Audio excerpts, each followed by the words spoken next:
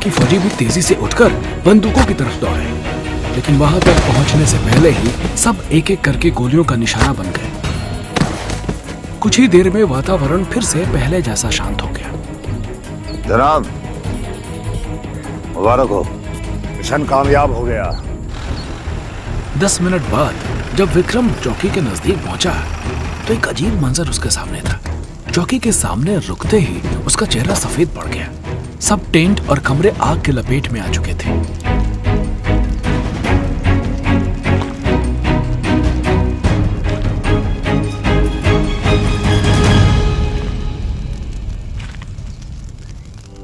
अकेला खड़ा एक आदमी अचानक भरी आंखों से पहाड़ों की तरफ देख रहा था।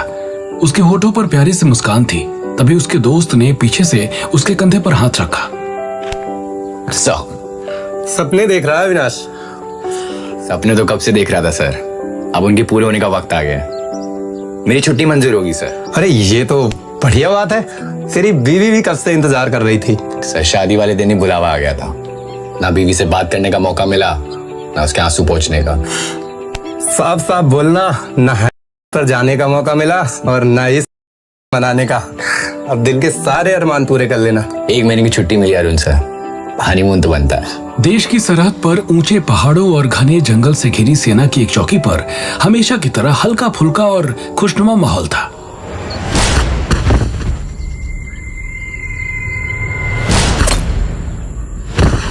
अचानक गोलियों की दंदनाहट से मीलों तक फैला सन्नाटा दहल गया। बाकी फौजी भी तेजी से उठकर बंदूकों की तरफ दौड़े, लेकिन वहां तक पहुंचने से पहले ही सब एक एक करके गोलियों का निशाना बन गए। कुछ ही देर में वातावरण फिर से पहले जैसा शांत हो गया। भारी कदमों की आवाज चौकी की तरफ बढ़ रही थी। बड़ी दाढ़ी और क्रूर चेहरे वाला एक लंबा चौड़ा आदमी 5 लोगों के साथ चौकी पर पहुंचता है। खून से लथपथ फौजियों की लाशें जमीन पर पड़ी थी। इतने भयंकर मंजर को देखकर उस आदमी के चेहरे पर एक गर्वीली मुस्कान आ गई। जनाब, मुबारक हो, मिशन कामयाब हो गया। एक गोली चलाने का मौका नहीं दिया इन्हें। एक ही बार में सब खत्म। ठीक है जनाब। बेवकूफ कहीं के,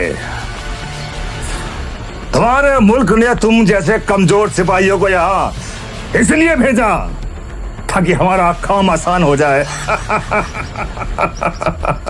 हिंदुस्तान वालों, तुम्हें शांति चाहिए ना? मौत से बेहतर शांति कहां होगी?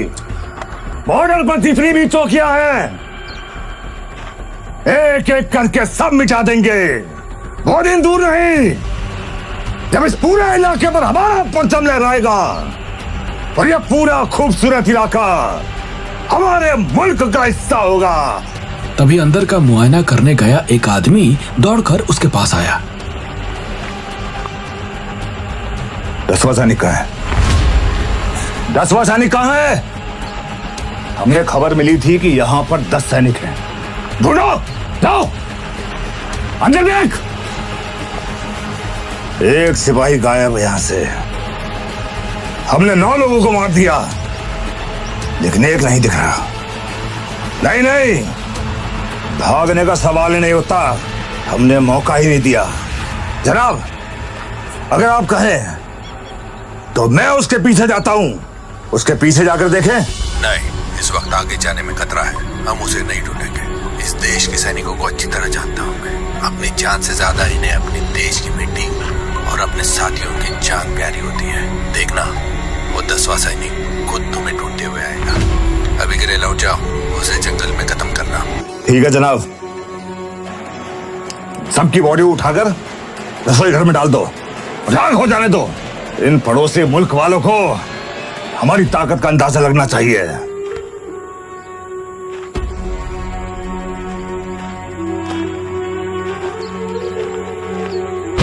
कुछ ही देर में पूरी चौकी आग के लपटों से घिर गई। अपने साथियों के साथ सरदार मुड़कर जंगल की तरफ चल पड़ा, लेकिन एक सवाल उसे अब तक परेशान कर रहा था। जंगल के रास्ते से गाड़ी पर सवार विक्रम अपनी चौकी की तरफ बढ़ रहा था। सुबह अंधेरे में ही वो राशन और जरूरत का बाकी सामान लेने अगले चौकी के लिए निकला था। विक्रम 6 फुट का लंबा आकर्षक नौजवान था। गोरा रंग, गहरी काली आंखें और तराशा हुआ चेहरा देखकर यूनिट वाले उसे हीरो कहते थे। फौजी ट्रेनिंग के बाद उसके मजबूत कंधों और चौड़े सीने पर वर्दी बेहतरीन लगती थी। पिछले 6 महीने से वो देश की आखिरी चौकी पर तैनात था। ये उसकी पहली पोस्टिंग थी जो उसकी सजा का हिस्सा थी। विक्रम के पिता बचपन से वर्दी वाले जवानों को देखकर खुद भी सेना में भर्ती होने का सपना देखते थे। जब विक्रम के नाम सेना की ट्रेनिंग यूनिट में दाखिले का खत आया तो उसके पिता विक्रम को गले लगा के रो पड़े।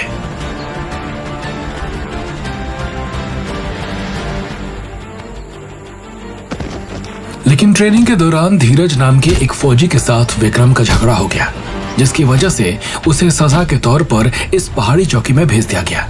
वैसे यहाँ कोई खास तकलीफ नहीं थी सिवाय इसके कि 6 महीने में उसने एक बार भी गन नहीं छोड़ा था। एक असली फौजी होने का उसे अब तक कोई अनुभव नहीं मिला था। बिल्कुल बॉर्डर से लगी हुई ये जगह एक तरफ पथरीले सपाट पहाड़ों से घिरी थी और दूसरी तरफ बहुत घने जंगल से। इसलिए जंगल के किनारे बनी चौकी पर पिछले 30 सालों में कभी हमला नहीं हुआ था। लेकिन उसमें ऐसे जवान रहते थे जिन्हें किसी वजह से सजा दी गई हो या जो रिटायर होने वाले हों। इसलिए वो सभी दोस्तों की तरह हंसी मजाक करते हुए अपने दिन बिताते थे।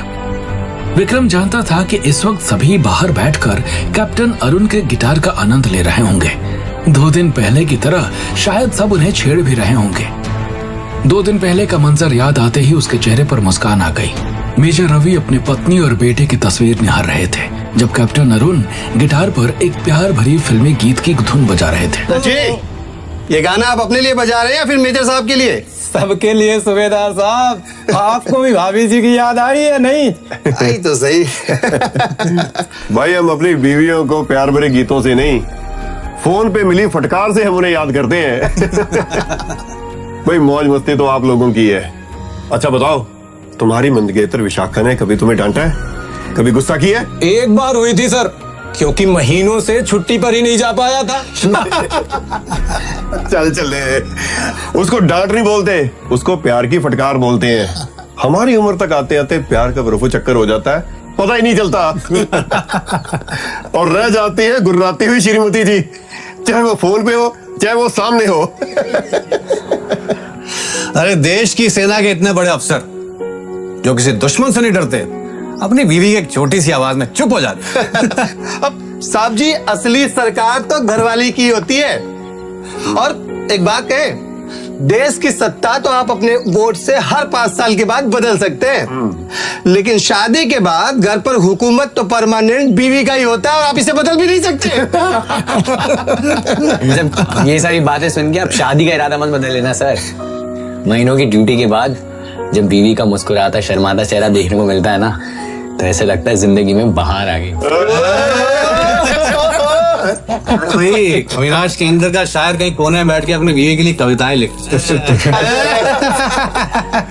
अब एक गलती के कारण यहाँ पोस्टिंग कर दी तो अपने अंदर के फौजी की जगह अपने अंदर के शायर को जगह दी।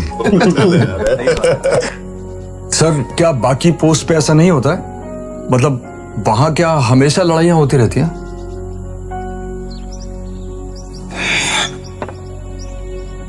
सिपाही विक्रम, तुमने जिंदगी में अभी तक कुछ देखा नहीं है। फौज में होने का मतलब ये नहीं कि हम दुश्मन के लिए हमेशा लड़ते रहें, लेकिन हमें हर समय दुश्मन के ऊपर कड़ी नजर रखनी पड़ती है और उसके लिए एक्सरसाइज, ट्रेनिंग, अभ्यास होना बहुत जरूरी है। और हमारे यहाँ पे ट्रेनिंग का कोई सामान ही नहीं है। हमारे पास तो हथियार भी नाम के हैं, क्योंकि ये एक ठंडी चौकी है। आप लोगों को यहाँ पे आने का कोई ना कोई वजह तो होगी, लेकिन मैं इसलिए आया हूं यहाँ पे कि 6 महीने के बाद मेरी रिटायरमेंट है। पूरी जिंदगी देश के नाम करने के बाद आर्मी ये नहीं चाहती कि मेरी आखिरी पोस्टिंग में मुझ पे किसी किस्म का कोई खतरा हो, लेकिन आप लोगों के आगे जिंदगी के पन्ने कुछ खुलने बाकी हैं। मेजर रवि ने उठकर विक्रम की पीठ थपथपाई। आगे से अपने गुस्से पर थोड़ा काबू रखना और अपने अंदर की आग को दुश्मन पर निकालना। तुम जवान खून हो, जोश में होश मत खोना, समझे? विक्रम ने ट्रेनिंग के दौरान हुई लड़ाई के बारे में किसी को नहीं बताया था, ना ही वो अब कुछ कहना चाहता था। सिर्फ सर हिलाकर अपने अफसर की बात मान ली। जी सर। गुड। ऐसे ही खुशनुमा चुटकियों और सीखों में हर दिन गुजर जाता था। विक्रम को यकीन था आज की शाम भी ऐसे ही बीत रही होगी, लेकिन विक्रम नहीं जानता था कि कैसा दृश्य उसका इंतजार कर रहा था। 10 मिनट बाद जब विक्रम चौकी के नजदीक पहुंचा तो एक अजीब मंजर उसके सामने था। चौकी के सामने रुकते ही उसका चेहरा सफेद पड़ गया। सब टेंट और कमरे आग के लपेट में आ चुके थे।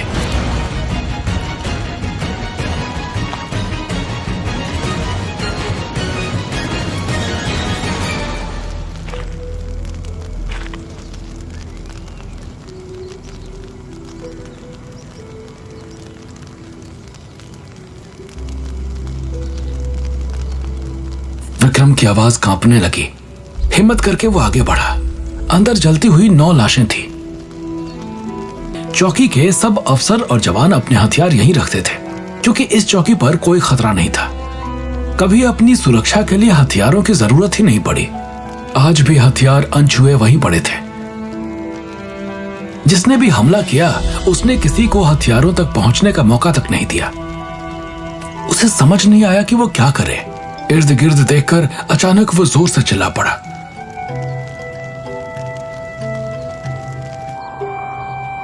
उसकी दिल दहला देने वाली चीख पहाड़ों में गूंज गई। धुंधली आंखों से उसने ऊंचे पहाड़ों को देखा और जोर से चिल्ला पड़ा। तुमने दुश्मनों को रोका क्यों नहीं? तुम तो हमारे देश के पहरेदार थे ना? फिर आज मेरे साथियों को क्यों नहीं बचा पाए तुम सब?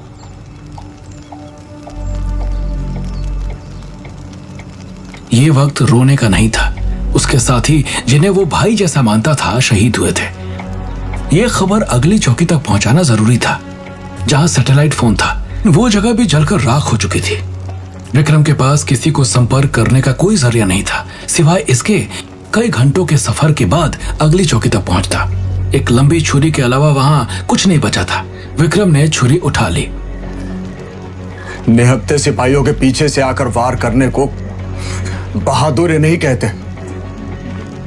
कायर हो तुम और तुम्हारा देश, लेकिन मैं अपने साथियों के बलिदान को खाली नहीं जाने दूंगा। बदला लूंगा मैं। मेरे एक एक साथी की जान की कीमत चुकानी होगी तुम्हें। आखिरी बार उसने फिर से सब तरफ नजर दौड़ाई। जहां रोज शाम को हंसी की फुहारें और कैप्टन अरुण के गिटार की धुन सुनाई देती थी, वहां आज मौत का भयंकर सन्नाटा था। ये कैसा अंत था इतनी जिंदगियों का? कर्नल राकेश, जो कुछ महीनों में रिटायर होकर अपने पोते पोतियों के साथ खेलना चाहते थे। मेजर रवि, जिनकी बीवी और 2 साल का बेटा उनका इंतजार कर रहे थे। कैप्टन अरुण, जिनकी शादी होने वाली थी।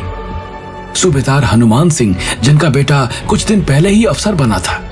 अगर दुश्मनों से लड़ते हुए इनकी मौत होती तो इन्हें खुद भी इसका अफसोस नहीं होता।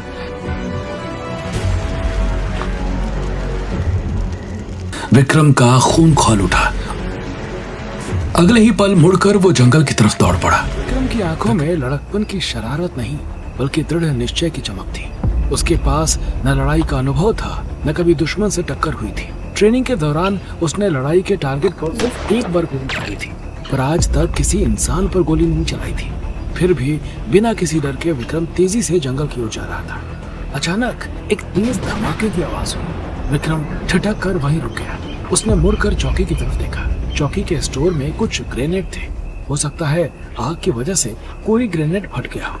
लेकिन कुछ ही मिनट बाद जब एक और धमाका हुआ तो विक्रम को यकीन हो गया कि ये आवाज चौकी से नहीं, बल्कि आगे जंगल से आई है। इसका मतलब उसके साथियों के हत्यारे जंगल में मौजूद थे। उसकी नजर जमीन पर पड़े 2 खाली बुलेट्स पर गई। विक्रम सोच में पड़ गया। अचानक उसका चेहरा चमक उठा। अपनी ट्रेनिंग के दौरान विक्रम को सीक्रेट कमांडो फोर्स के बारे में पता चला था। उनकी ट्रेनिंग काफी लंबे टाइम की होती थी और सबसे काबिल और बहादुर सिपाहियों को ही उस ट्रेनिंग का हिस्सा बनने का मौका मिलता था। विक्रम उस मौके के लिए जी तोड़ कोशिश कर रहा था। ट्रेनिंग कैंप में धीरज नाम का एक सिपाही था, जो शायद किसी बड़े अफसर के परिवार से था। धीरज की कुछ हरकतों के कारण एक दिन विक्रम ने उसे बहुत मारा। उसी दिन कैंप के कमांडर ने विक्रम की ट्रेनिंग खत्म होने से पहले ही उसे इस बॉर्डर की चौकी पर रिपोर्ट करने का ऑर्डर सुना दिया। इस तरह स्पेशल कमांडो फोर्स का सपना विक्रम के लिए सपना ही बन के रह गया। आज जंगल में इस कमांडो फोर्स के होने की संभावना ने विक्रम को नई ऊर्जा से भर दिया। घने जंगल में वो बिना किसी डर के दाखिल हो गया, इसलिए विक्रम को एहसास हो गया कि थोड़ी ही दूर पर कुछ लोग मौजूद हैं। सांस रोके वो एक पेड़ की आड़ में खड़ा होकर किसी के आने का इंतजार करने लगा। तभी गोलियां चलने की आवाज आई। उसने ध्यान से देखा तो समझ आया कि घास और पत्तों से ढका हुआ एक खास किस्म का यूनिफॉर्म पहने ये आदमी गिरने से पहले उसके बहुत करीब खड़े थे।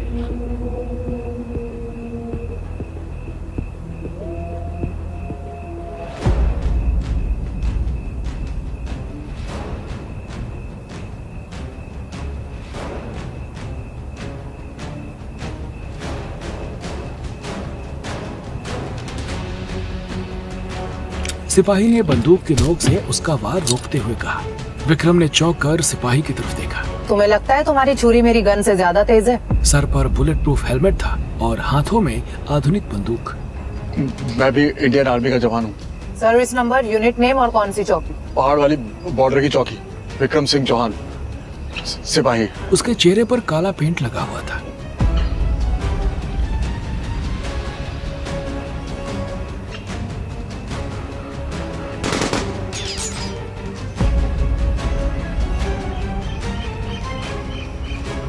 विक्रम ने हैरानी से लड़की की देखा, जो अब पेड़ की आड़ से अंधेरे में निशाना लगा रही थी।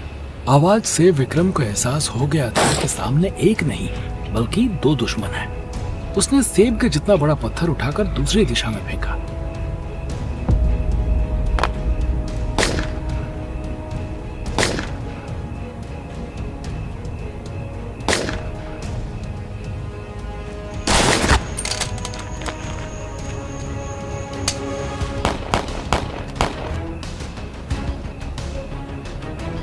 विक्रम जब पेड़ की आड़ से बाहर निकला तो उसने देखा लड़की की कमर से खून बह रहा था। विक्रम ने खून से रंगी उसकी जैकेट की तरफ इशारा किया। विक्रम ने गिरे हुए आदमी का बैग उठाकर खोला। मैम, आपको चोट लगी है? ज्यादा कुछ नहीं हुआ, बस गोली छू के निकल गई है। मैम, ये फर्स्ट एड किट उनके पास से मिली है। फर्स्ट एड किट तो मेरे पास भी है, और अगर तुम फौजी हो तो तुम्हारे पास भी होनी चाहिए, या फिर तुम झूठ बोल रहे हो?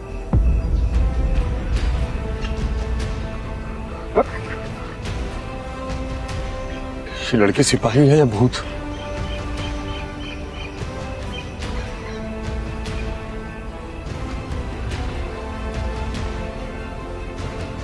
काफी दूर निकलने के बाद लड़की अचानक रुक गई और बोली, ये जगह दुश्मन के रडार के पहुंच से बाहर है, वो यहाँ पे नहीं आ सकते।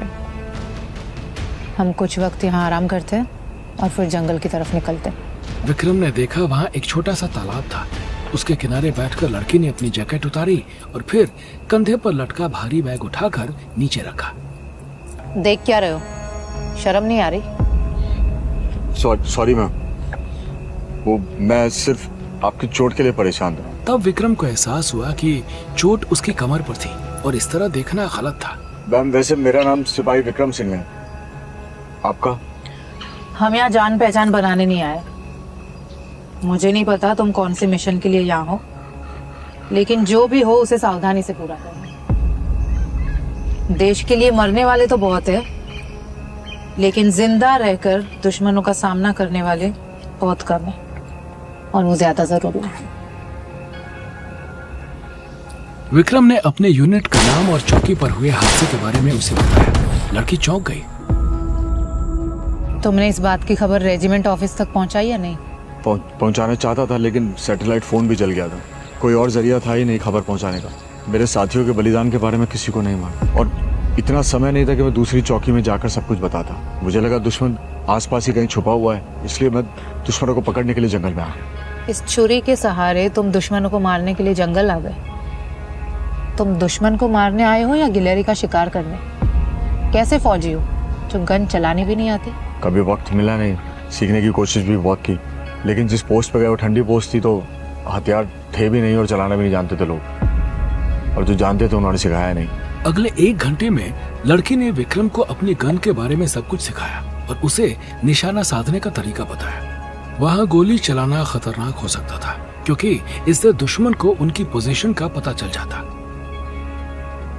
लड़की ने बैग से पानी की बोतल निकाली और 2 घूंट पीकर विक्रम को थमा दी।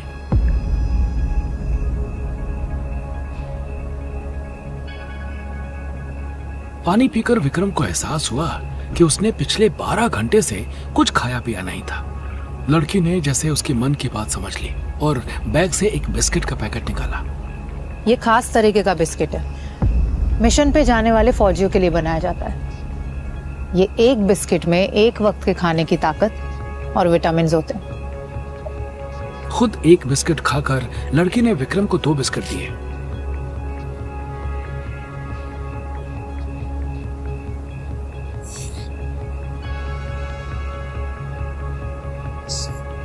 काफी देर हो गई, आप चाहे तो थोड़ा आराम कर सकती हैं, मैं पहरा दूंगा।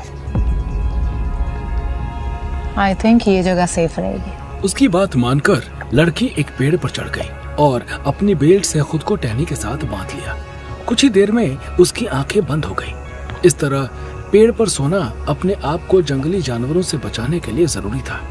लड़की को देखकर विक्रम को और भी यकीन होने लगा कि वो किसी खास फोर्स का हिस्सा है। लेकिन उसका मिशन क्या है और कौन थे वो लोग जिनको उसने मारा था?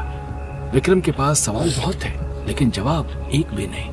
एक लंबी सांस लेकर वो पेड़ के सहारे खड़ा हो गया। अपने दादा से उसने नींद पर काबू पाने का तरीका बचपन में सीखा था।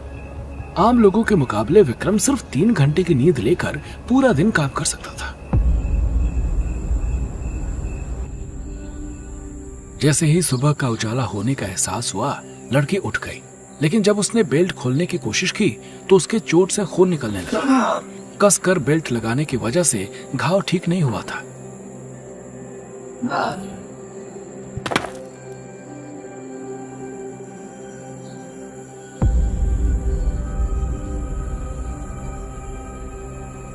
उसकी शर्ट पर खून के ताजा निशान देखकर विक्रम ने उसे रुकने को कहा और दौड़कर कुछ देर ढूंढने के बाद उसे वो पौधे मिल गए जिनकी उसे तलाश थी। दोनों हाथों में ढेर सारी पत्तियां लेकर वो वापस आया। पूरी ताकत से पत्तियों को मसलते हुए उसने कहा, प्लीज अपनी शर्ट उठाइए। लड़की ने गुस्से में उसकी तरफ देखा। विक्रम ने उसकी आंखों में आंखें डालकर बिना डरे पूछा, अगर मेरी जगह कोई डॉक्टर होता तो आप इतना गुस्सा करती? थोड़ी देर के लिए समझ लीजिए मैं ही डॉक्टर हूँ, प्लीज। अब आप चाहें तो पट्टी बांध सकती हैं, वैसे नहीं भी बांधेगी तो थोड़ी देर में खून रुक जाएगा। तुम्हें ये सब कहाँ से पता? जी मैं गांव में पला बढ़ा हूँ और वहाँ हर समय डॉक्टर नहीं होता, तो ज्यादातर मर्ज का इलाज हम खुद ही कर लेते हैं इन तरीकों से। लड़की ने बैग से एक छोटा सा फोन जैसा उपकरण निकाला और उसे ऑन किया। विक्रम ने झांक कर देखा तो काली स्क्रीन पर सिर्फ 3 लाल रंग की बिंदु नजर आ रहे थे। इसके पहले कि वो इसके बारे में पूछता, लड़की ने फोन जैसी चीज को वापस रखकर अपना बैग कंधे पर टांगा और जैकेट पहनकर हाथ में अब तुम्हें क्या करना है? मैं भी आपके साथ चलूंगा। ठीक है, खुद को जिंदा रख लेना।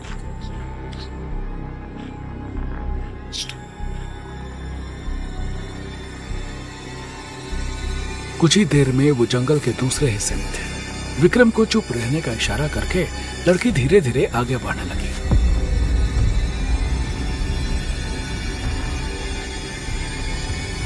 काफी देर चलने के बाद अचानक वो रुक गई और चौकन्नी आंखों से इधर उधर देखने लगी। इस वक्त विक्रम के कानों में हल्की सी सरसराहट की आवाज आई। वो कुछ कहता, इससे पहले ही लड़की बिजली की तरह पलटी और पेड़ पर निशाना लगा दिया। पिछले दिन जैसे घास पत्तियों वाले कपड़े पहने एक आदमी लाश बनकर जमीन पर गिर पड़ा।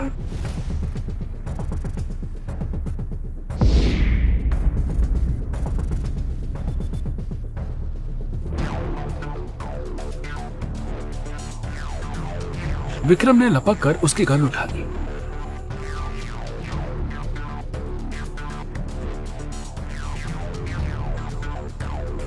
थोड़ा आगे बढ़ते ही अचानक से सरसराहट हुई। गोली विक्रम के सर के बिल्कुल नजदीक से गुजरी। झटके से वो जमीन पर गिर पड़ा। गिरते ही उसने लड़की को पैर से गिरा दिया। हवा से होकर एक और गोली गुजर गई। दोनों फौरन एक पेड़ की आड़ में छुप गए। लड़की ने चारों तरफ घूम कर देखा, लेकिन कोई और आहट सुनाई नहीं थी, पर दोनों को एहसास था कि दुश्मन उनके बहुत करीब है।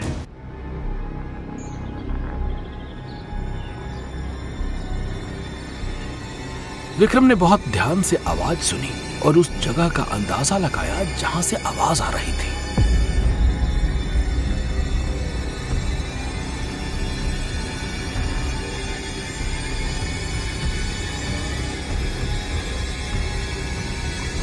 इससे पहले कि दुश्मन की तरफ से कोई हरकत होती, विक्रम एक पेड़ पर चढ़ गया। अचानक हुए इस हमले से दुश्मन को संभालने का मौका दिए बिना विक्रम ने अपनी छुरी से उसकी गर्दन काट दी। विक्रम जब उसकी गन उठाने के लिए झुका तो उसकी नजर आदमी के पैरों पर बंधी कटार पर गई। झटके से उसने कटार खींच ली। कर्नल राकेश को ये कटार अपने सीनियर ऑफिसर से इनाम के तौर पर मिली थी। ये नाइफ मुझे मेरे सीनियर ने दी थी, मेरा ब्रेवरी अवार्ड है ये। और जैसे तुम जानते हो कि मैं 6 महीने के बाद रिटायर होने वाला हूं, और मैं भी चाहता हूं कि इसे मैं किसी को गिफ्ट करूं। I see spark in your eyes. Be brave and be honest in your duty. नफरत भरी आंखों से मरे हुए आदमी को देखते हुए विक्रम ने कटार को संभालकर अपने बैग में रख लिया। जिंदगी में पहली बार उसने किसी आदमी की जान ली थी। आज उसे इस बात की खुशी ही नहीं बल्कि गर्व भी था कि उसने अपने साथियों के कातिल से बदला ले लिया। तभी दनादन गोलियां चलने की आवाज से उसका ध्यान वापस लड़की की तरफ गया और वो दूसरी तरफ दौड़ पड़ा। गोलियां दो तरफ से चल रही थी, लेकिन वो नहीं जानता था कि लड़की किस दिशा में है। कुछ देर बाद जब ये शोर थमा तो विक्रम ने दोनों तरफ से आने वाली कदमों की आहट का जायजा लिया। लड़की का वजन बहुत कम था, इसलिए उसके कदम आदमी के मुकाबले कम आवाज कर रहे थे।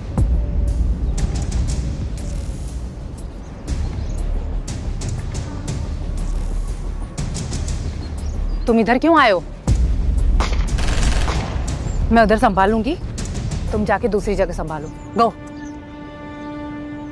मैंने उसे खत्म कर दिया है। दुश्मन को मारकर दुखी होने वाला कभी फौजी नहीं बन सकता। विक्रम की आंखों में अपने साथियों के लिए दर्द उभर आया।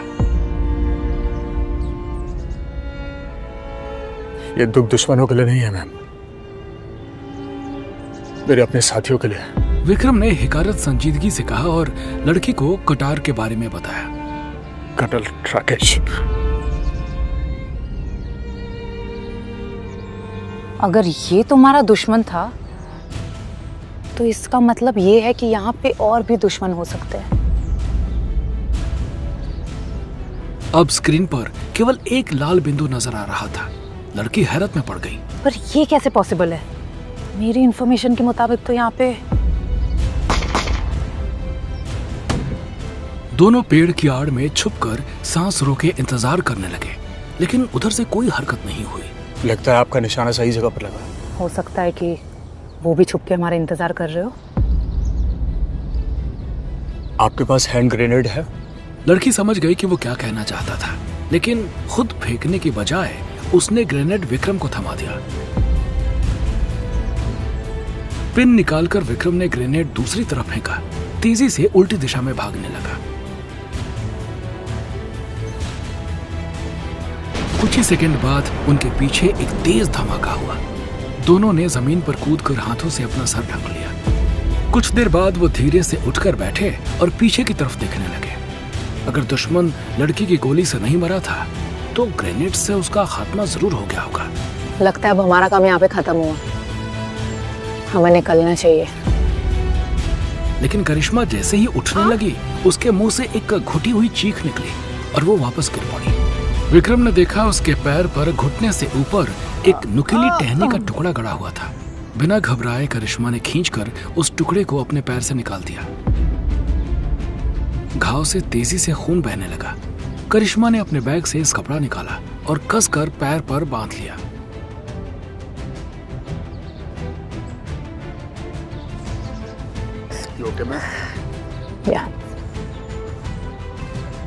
हमारा काम इस जंगल से खत्म हो गया, अब हमें निकलना चाहिए। विक्रम जानता था कि लड़की उसकी मदद लेने को तैयार नहीं होगी। विक्रम ने मन ही मन एक फैसला लिया। क्या कर रहे हो तुम?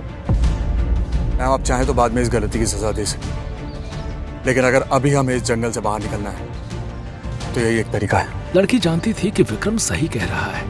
उसके पैर की चोट उनकी स्पीड को बहुत कम कर देती। प्लीज। उसने चुपचाप विक्रम के कंधों को कसकर पकड़ लिया।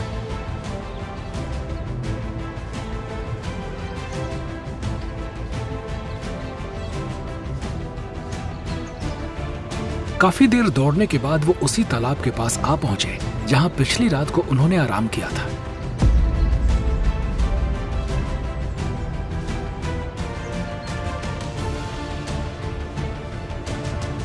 एक काम करता हूँ, फिर से आपके लिए पत्तों की दवा बना देता हूँ, क्योंकि अगर ऐसे खून बहता रहा तो मदद मिलने तक आपकी हालत बहुत खराब हो जाएगी। जिन आंखों में पहले रूखापन था, वही आंखें अब विक्रम की हर गतिविधि को निहार रही थी।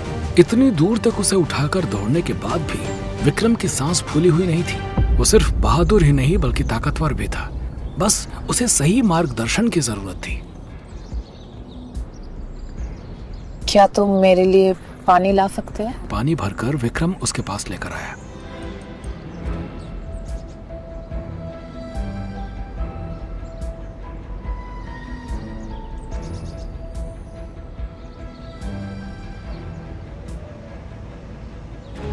अब तक विक्रम ने सिर्फ लड़की की आंखें देखी थी, जो यकीनन सुंदर थी, लेकिन काला रंग उतरने के बाद जब उसका खूबसूरत चेहरा सामने आया तो विक्रम चाह कर भी उससे अपनी नजर नहीं हटा पा रहा था।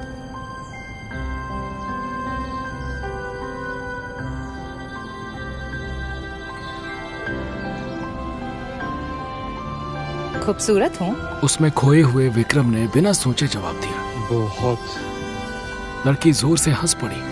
विक्रम जैसे नींद से जागा।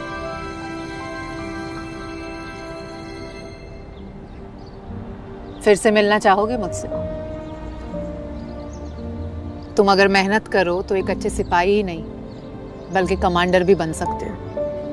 मैं तुम्हें 2 साल का वक्त देती हूँ और इन 2 साल में तुम्हें कड़ी मेहनत करनी होगी, तो ट्रेनिंग लेनी होगी, और इन 2 साल में अगर तुम कामयाब हो गए तो मैं तुमसे जरूर मिलूंगी। मैं पूरी मेहनत करूंगा और 2 साल बाद आपको जरूर मिलूंगा। करिश्मा।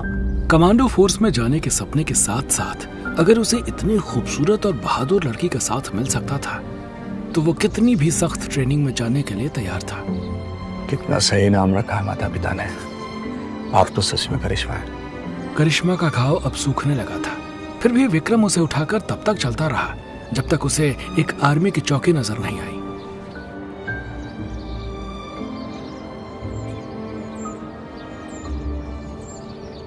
उनके धूल मिट्टी और खून से सने कपड़े और चेहरे देखकर सब सैनिकों ने उन पर बंदूक तान ली। मैं सिपाही विक्रम चौहान पहाड़ी के बॉर्डर वाली पोस्ट से आया हूँ। हम दोनों एक हादसे में फंस गए थे। मैडम को उनकी पोस्ट पर जाना है। प्लीज बैरिकेड खोलिए। सैनिकों ने दोनों को अंदर जाने का रास्ता दे दिया, लेकिन सबकी चौकन्नी नजरें अब भी उन पर थी।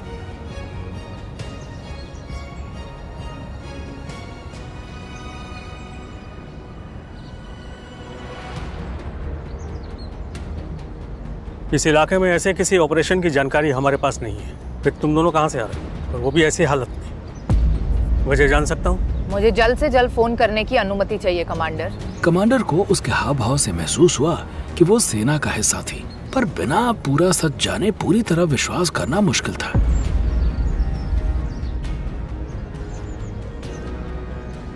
काम हो गया है। इतना कहकर उसने मुड़कर कमांडर को फोन वापस कर दिया। तुम्हें डॉक्टर की जरूरत है। यहाँ से 1 घंटे की दूरी पे एक फौजी हॉस्पिटल है, तुम वहाँ जाकर। इतना टाइम नहीं मेरे पास। कमांडर ने ध्यान से अपने सामने खड़े उन 2 लोगों को देखा और सोचने लगा। बॉर्डर के नजदीक चौकी होने के कारण कभी कभी सीक्रेट मिशन पर भेजे गए कमांडोज उनकी चौकी से गुजरते थे, लेकिन एक घायल लड़की और पहाड़ी के ऊपर वाली पुरानी और कमजोर चौकी के सैनिक को एक साथ किस मिशन पर भेजा जा सकता है? आधा घंटा भी नहीं बीता था कि एक हेलीकॉप्टर चौकी के ऊपर मंडराने के बाद नीचे उतरा। कमांडर को यह देखकर बेहद आश्चर्य हुआ कि उसमें से बाहर आने वाला व्यक्ति जनरल बख्शी था। जनरल बख्शी को देखते ही कमांडर ने कड़क सैल्यूट मारा। जनरल बख्शी ने करिश्मा को देखकर हल्का सा मुस्कुराया। बिना किसी से कुछ कहे वो मुड़कर वापस हेलीकॉप्टर की तरफ चल पड़े। करिश्मा भी उनके साथ हेलीकॉप्टर में सवार हो गई। नजरों से ओझल होते हेलीकॉप्टर को देखकर विक्रम का दिल बैठ गया। वो नहीं जानता था कि अब वो करिश्मा से दोबारा कब मिल पाएगा। करिश्मा ने अपने मिशन के बारे में जनरल बख्शी को पूरी जानकारी दी, साथ ही विक्रम के बारे में बताया। पुरानी चौकी पर हुए भयानक और निर्मम हमले के बारे में सुनते ही जनरल बख्शी चौकन्ने हो गए। जनरल बख्शी की रिपोर्ट मिलते ही हेडक्वार्टर में हलचल मच गई। एक पूरी की पूरी चौकी राख कर देना और वहां तैनात सभी सैनिकों को मार डालना दुश्मन की एक घिनौनी हरकत थी। हेडक्वार्टर से जब ये खबर स्पेशल ब्यूरो को दी गई तो वहां के चीफ रमन कुमार ने एक मीटिंग बुलाई। मीटिंग में उनके अलावा 3 लोग थे। सभी फौजी शहीद हो गए।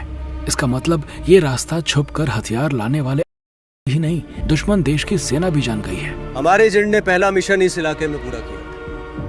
मिशन के कामयाब होने की खुशी से ज्यादा हमें दुख इस बात का है कि बॉर्डर के पास की चौकी को जला दिया गया। ये है सिपाही विक्रम चौहान, बॉर्डर पोस्ट का सिपाही। मरने वालों में कम से कम एक पोस्ट के हमले में शामिल था। विक्रम ने उसकी पहचान कर ली। इसी टीम के एक मिशन के लिए करिश्मा को कुछ दिन पहले बॉर्डर के जंगल में भेजा गया था। अंदर की खबर थी कि जंगल के रास्ते बॉर्डर पार से हथियार खरीदने कुछ आने वाले हैं। बॉर्डर की एक चौकी से जब करिश्मा का फोन आया तो रमन कुमार ने मेजर बख्शी को उसके सही सलामत लौटने की खबर दी थी। अपनी काबिल अफसर को लेने खुद मेजर बख्शी बॉर्डर पहुंच गए थे। करिश्मा ने जब उन्हें विक्रम की बहादुरी के बारे में बताया तो उन्होंने विक्रम के बारे में जानकारी हासिल की और एक अहम फैसला लिया। मेजर बख्शी ने विक्रम को लेकर क्या फैसला किया? क्या विक्रम अपने सपने को पूरा कर पाएगा? तो दोस्तों, आगे की कहानी जानने के लिए देखें अगला एपिसोड सिर्फ पॉकेट एफएम के यूट्यूब चैनल पर, और कमांडर विक्रम चौहान के सारे एपिसोड्स को सुनने के लिए डिस्क्रिप्शन में दी लिंक से डाउनलोड करें पॉकेट एफएम ऐप।